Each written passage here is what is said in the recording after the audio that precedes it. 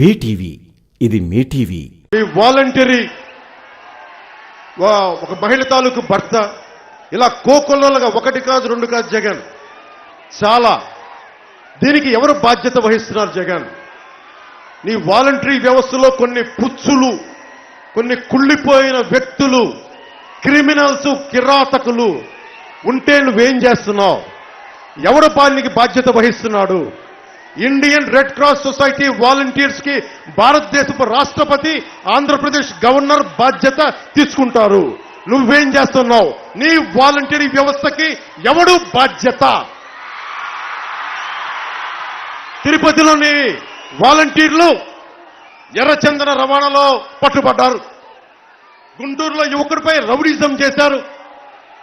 మద్యం అక్రమ రవాణా చేస్తున్నారు. అడ్డంకిలో లంచం తీసుకొని అనర్హులు కాని వాళ్ళకి అర్హులుగా మీ పథకాలకి వాళ్ళు ముందు ఎన్రోల్ చేస్తా ఉన్నారు. ఓకే, ఇలాంటి వాళ్ళ 6 ఏళ్ల ఆడబిడ్డల్ని 8 ఏళ్ల ఆడబిడ్డల్ని చేసే వాళ్ళకి మీరా కాళ్ళు గడిగి దైవంశ సంబూతులు అంటారు మీ వైసీపీ నాయకులు. ఇదా మీరు మాట్లాడేది?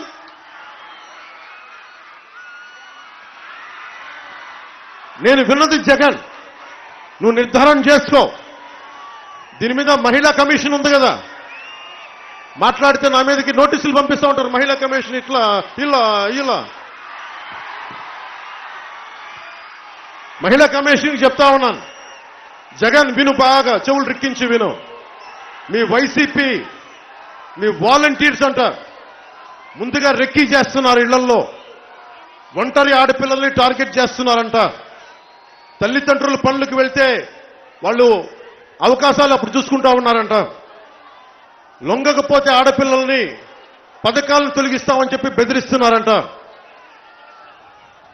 పత్రాలు సరిగ్గా లేవని వేధిస్తున్నారంట. ఒకవేళ లొంగకపోతే వాళ్ళని ఇబ్బంది పెడతా ఉన్నారంట. ఎలా తయారంటే నీ వాలంటీర్లు, ఆడపిల్లలు, పల్లెటూళ్ళలో కానీ ఉండే ఆడపిల్లలు గద్ద కాళ్ల కింద కోడి పిల్లలు ఎలా అయిపోతున్నారు ఆడపిల్లలు మీ వాలంటీర్లు. దీంట్లో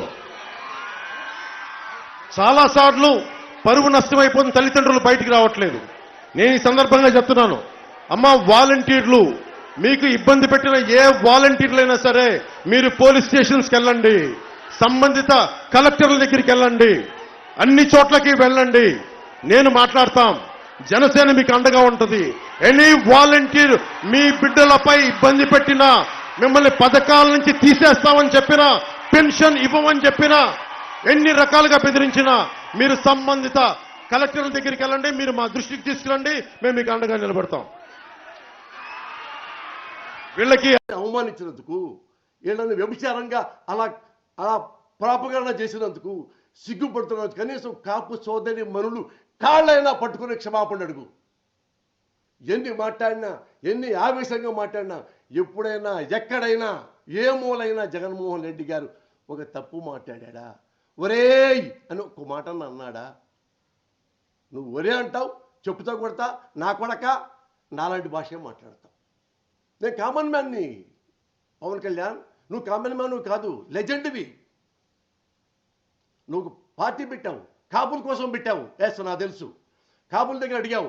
ఎస్, కాపులందరూ మనం ఒకటైపోవాలి, మనం ముఖ్యమంత్రి అవ్వాలి. వాళ్ళందరి దగ్గర పెట్టుకున్నావు. పెట్టుకొచ్చేవరకు మన కాపులంతా ఒకటైపోయి మన ఓట్లన్నీ చంద్రబాబుకి ఇవ్వమంటాం. అవమానించినందుకు, వీళ్ళని వ్యభిచారంగా అలా ప్రాపగండ చేసినందుకు సిగ్గుపడుతున్నందుకు కనీసం కాపు సోదరి మనులు కాళ్ళైనా పట్టుకునే క్షమాపణ అడుగు.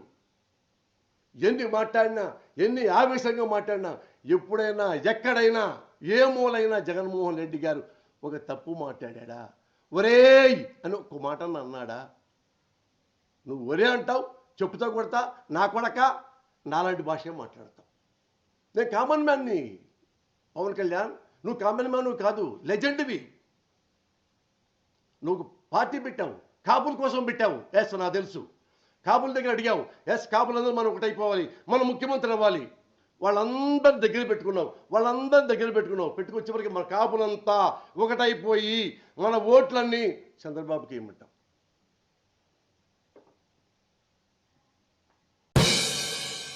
మీకు గనక ఈ వీడియో నచ్చినట్లయితే మన ఫ్రెండ్స్ అందరికీ షేర్ చేయండి.